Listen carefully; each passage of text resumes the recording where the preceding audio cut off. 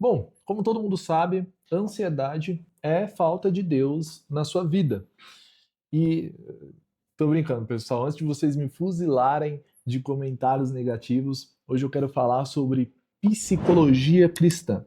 Prazer, meu nome é William, sou psicólogo comportamental clínico, faço atendimentos online e presencial. E se quiserem saber um pouco mais sobre o meu trabalho, tem o link do meu site na descrição desse vídeo. Vamos lá, quero começar dizendo que o ponto que esse vídeo tem não é sobre ser contra o psicólogo cristão, que é atacado pelas outras culturas de uma forma tão injusta, Fala assim com ele não. mas sim do psicólogo usar a Bíblia como ferramenta científica.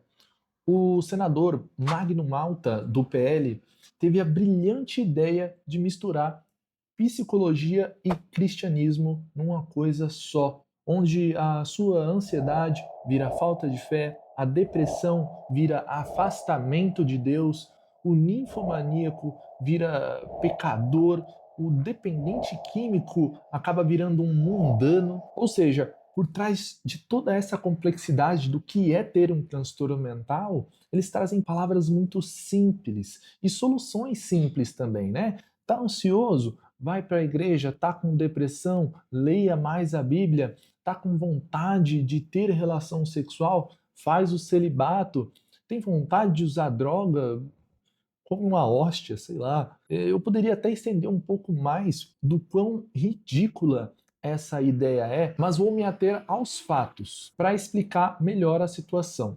A psicologia está interessada nos processos mentais e biológicos.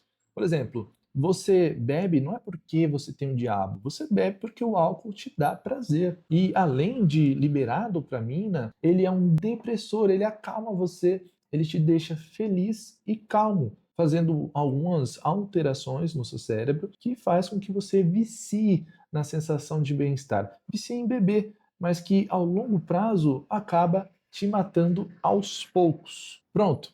Isso que eu falei é ciência. Isso é algo universal que acontece com todo mundo. Por quê? Mesmo assim, tem gente que acredita em psicologia cristã. A minha teoria é bem simples e o nome que eu dou para ela é fanatismo. As pessoas associam a palavra de Deus como uma coisa boa e acha que isso na psicologia vai trazer algum benefício para ela.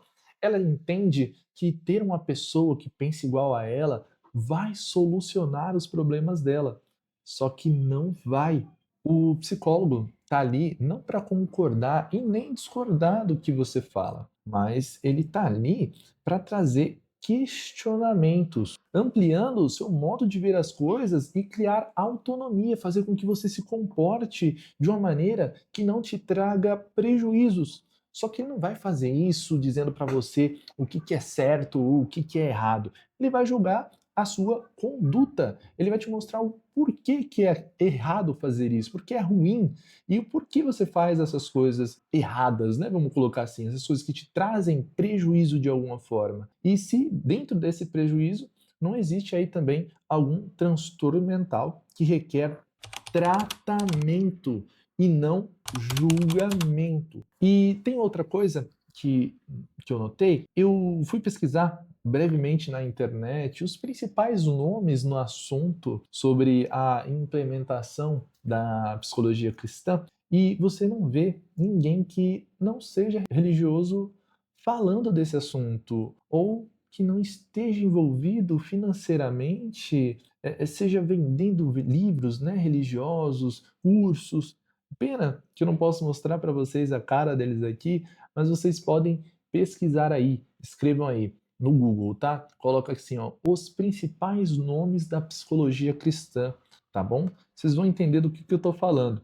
E lembrando que o próprio autor, o Magno Malta, é um pastor de extrema direita conservadora, tá bom? Eu falo sobre essas características dessas pessoas porque nitidamente eles não estão pensando nas pessoas, eles estão pensando em si mesmo. Eles não pensam nas pessoas que passam no psicólogo. Pensa comigo, se essa teoria fosse boa, será que a maioria, além dessas 30 mil pessoas, não seriam contra esse projeto? As pessoas que são a favor, claramente não leu a proposta ou fez a faculdade de psicologia, né? Se fez, fez em uma semana, porque 100% das entidades científicas oficiais de psicologia no Brasil se declararam contra essa medida do pastor Magno Malta. A coisa vai piorando. Eu fui ler a carta de resolução antes de fazer esse vídeo desse senador, né? E o motivo piora muito. Ele fez esse projeto como meio de assegurar que os psicólogos não sejam punidos quando começarem a falar da própria religião para o paciente. Meu amigo, se você fala da sua religião para o paciente acreditando que ele vai mudar alguma coisa, você pode ter certeza que ele vai mudar sim. Ele vai mudar para um psicólogo competente, porque você não é. Você precisa de ajuda tanto quanto o seu paciente. Você não é capaz no momento de atender alguém. Ou você muda esse seu jeito de trabalhar, ou você rasa o seu diploma. É muito simples de entender, porque você não entendeu nada do que é psicologia. Embora quero falar de forma muito respeitosa, existe a possibilidade de você ter algum transtorno mental grave, que aí eu peço realmente desculpa e acho interessante ir atrás de medicamentação.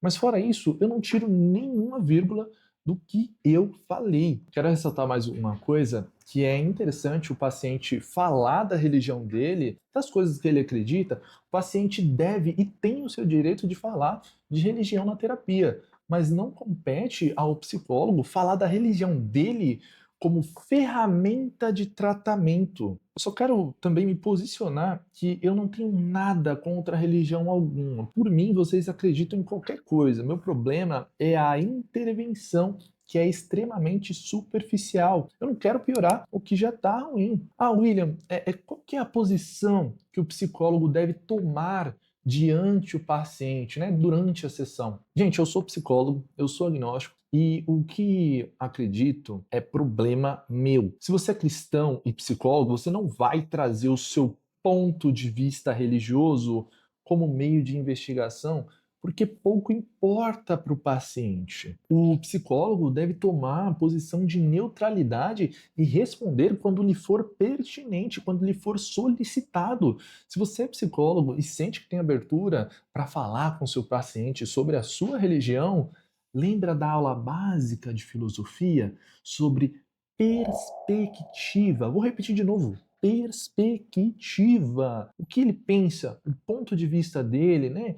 As questões morais são extremamente diferentes da sua.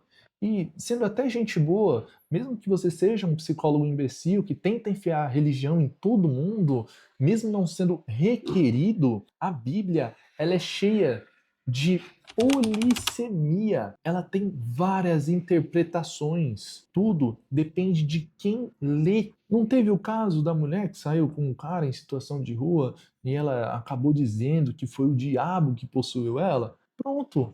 Cada um lê e usa o que te convém no momento. Não cabe ao psicólogo querer trazer alguma coisa achando que é complemento. É claro, no meio dessa minha conversa vai ter gente que acredita nessa modalidade de tratamento, né? Vai ter psicólogos falando sobre isso, vai vir cheio de falácias, querer falar coisas contrárias, mas eu entendo a sua frustração. É difícil mesmo não ter estudado psicologia direito e olhar para essa teoria que você acreditou por tanto tempo e entender que é uma coisa inútil na psicoterapia. E falando em psicoterapia, tem uma coisa que eu acho bastante interessante de falar, é que no Brasil a terapia e a psicoterapia é dado a várias modalidades que não são da psicologia. Nenhuma dessas duas palavras que eu falei são restritas ao psicólogo. Ou seja, qualquer um pode se intitular. Somente a palavra psicólogo que é reservada ao profissional. Aqui no Brasil, a gente tem uma bagunça, uma mistura, que acaba resultando numa confusão para quem precisa de psicólogo. A pessoa não sabe o que é psicologia. Ela acredita que psicologia, psicoterapia e terapia é tudo igual. As pessoas acabam banalizando, achando que psicólogo é igual a essas outras modalidades irregulares, que não tem um órgão fiscalizador. Afinal, você que está assistindo pode se intitular psicoterapeuta, não vai ter problema nenhum. O Brasil é muito diferente de algumas áreas de outros países que levam a psicologia um pouco mais a sério, como na Alemanha, Suíça, Áustria, França e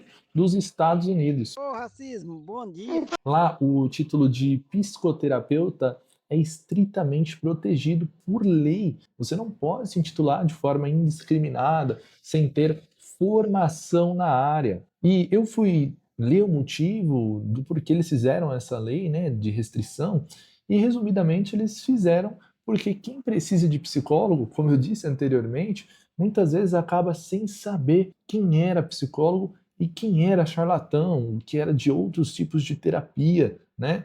Lembrando, pessoal, que quem está fragilizado, precisando de ajuda, acaba nem se atendo a quem é psicólogo e quem não é. E algumas vezes essas pessoas que acabam passando com alguém sem formação na área, acaba piorando a situação dela, ela acaba, com o longo do tempo, generalizando, achando que psicólogo é tudo igual, fazendo com que ela tenha dificuldade em procurar novos profissionais, tá? Gente, se tem piloto de avião ruim, imagina psicólogo. Toda área tem profissional ruim. Só que a situação piora quando as pessoas acreditam que as outras melhoram com um conselho. Aí decidem virar terapeuta, o sinônimo do psicólogo, e fazendo como num caso que eu vi uma vez, a mulher passou num terapeuta desse povo que dá conselho e ela perguntou o que ela deveria fazer da vida dela após ter sofrido aqueles traumas. Ela simplesmente chegou para a mulher e falou para cometer suicídio.